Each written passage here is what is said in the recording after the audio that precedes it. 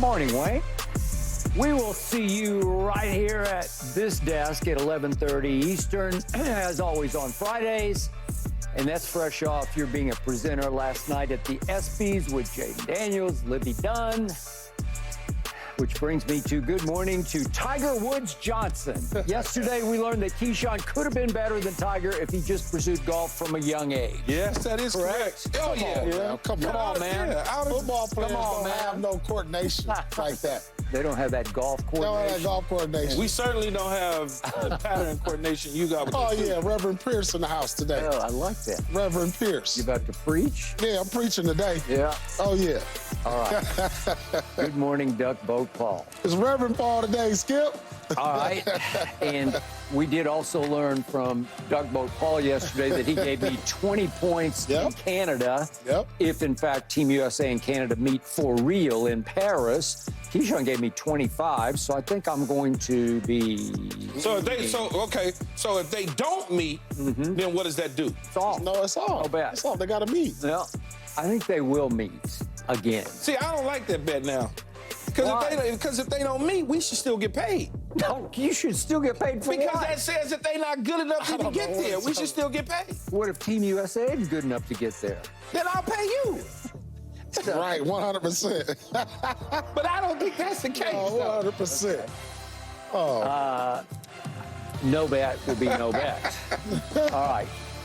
So speaking of Team USA, the player who said he is the #1 option, who said the other superstars are going to have to fit in around him, the player who ignited Team USA coming off the bench Thursday night against said Canada, said this after the game. I was nervous for real. I ain't gonna lie. I told LeBron, I ain't been nervous in a minute. My first time playing in the Olympics, I definitely was nervous. So, Keyshawn, yesterday you compared Ant-Man's electric presence, his magnetism, to Jordan's and Magic's and Kobe's. Are you surprised he readily admitted that he was nervous for a Team USA practice game? No, I'm not. He's 22 years old. When you're that young and that excited to be somewhere, all of us as played athletes and been in situations, and even you as a journalist, when you had to sit down with whoever it was for the first time, you can't tell me that whoever that biggest interview was for the first time, you can't tell me you didn't have pits in your stomach because you might ask the wrong question or something along those lines. But knowing you, you'll say it never happened. It never happened. See, Coach. But in the end, I'm not. Because when you talk about Michael or Kobe or Magic, yeah, Michael played early in the '84 Olympics, but he was it was college. It wasn't. He was coming out of college. Yeah, it wasn't the He was coming out of college. Yeah, it wasn't the same. It was all like the college type guys. It was all college. Yeah, guys. so it was a little bit different. Here, it's almost like the magnitude of the Olympics is so much greater than it was way back when because of the dream team and all the success that the pros have had in the Olympics. So I'm not surprised for him to be his first time in a situation, even though he's a professional athlete. Not at all. You know how many nights I did not sleep before regular season, preseason football games or the start of training camp? Because I was so excited and ready to go and do these things and get out on the field and feel a certain way. Now, once you get hit, then your nerves calm down. I understand. But do you know how many days you would have never admitted to anybody publicly that you didn't sleep or you were nervous? No, I did. They asked me. I say, yeah, man, I didn't sleep. But I go out there and I perform well.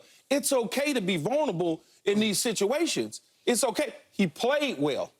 He played well. Yeah. Even though he was spooked in the beginning. But as his nerves, I can almost guarantee you, Paul, his nerves settled down. And I understand because the next thing is Michael would have never done that. Magic would have never done that. Well, Kobe would have never done that. Okay, but you know and I know they wouldn't have. They would never have admitted it. But he's 22.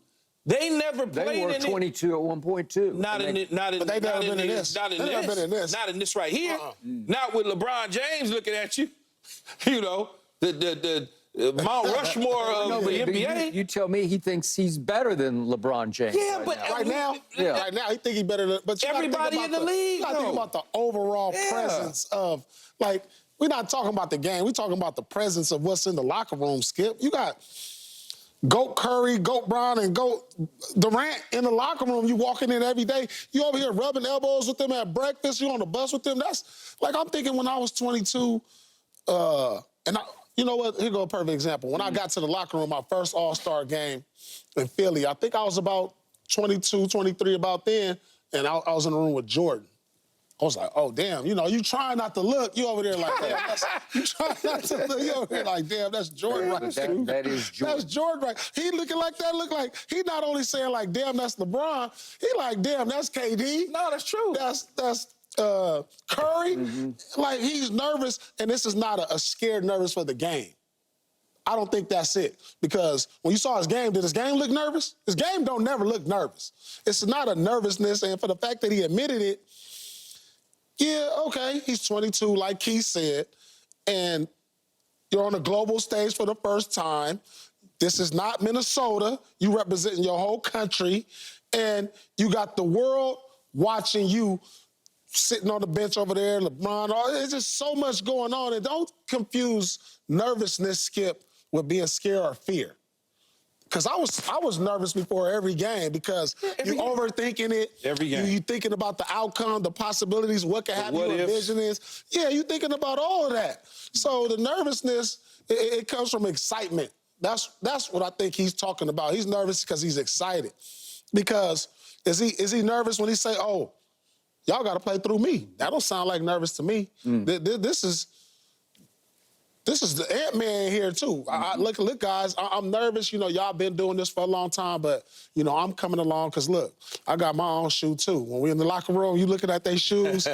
You looking at, I'm telling you, this is what they do. This is like, because I'm talking about All-Star. I've been in an All-Star game. You know, guys was looking at their shoes like, I got a shoe now, too. And, I got it. Like, so this ain't a nervousness that we talking about as far as scared or all of that. This is exciting for him, man. Okay, before I answer this, I will point out to you very quickly, there was only one time in my career where I was nervous for an interview, and I'm going to tell you what it was.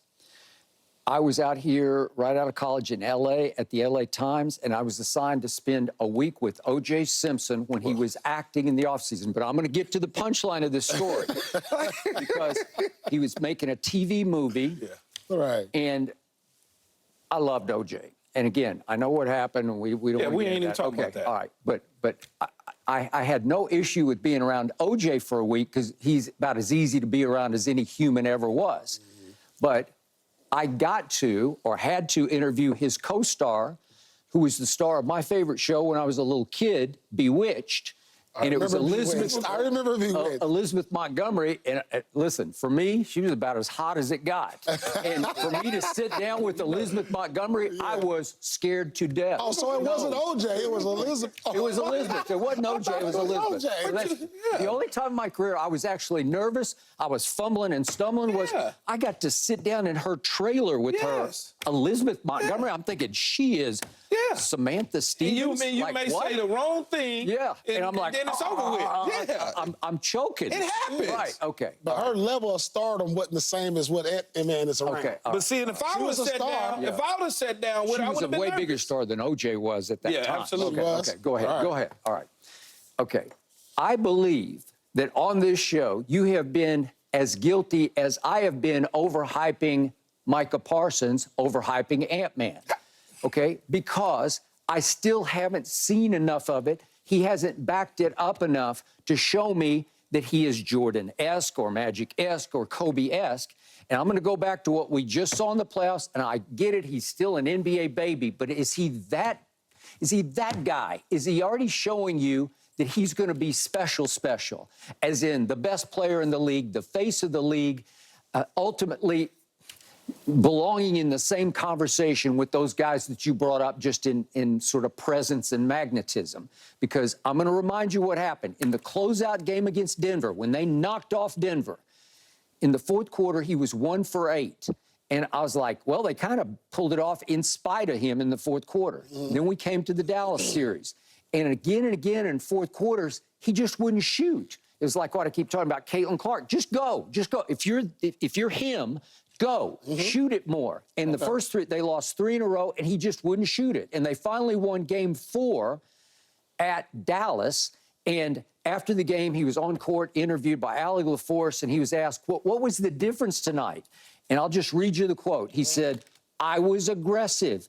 I didn't run to the corner and just stand in the corner and shy away from the basketball. And I'm saying, you are admitting publicly that in the first 3 games, you just ran to the corner in the fourth quarter and stood there and opted to hide from the basketball. That's what he was basically saying. I'm saying, okay, I get it, you're 22, and I get it that you are supremely talented, but do you have the right intangibles to be a Michael Jordan or a Kobe Bryant?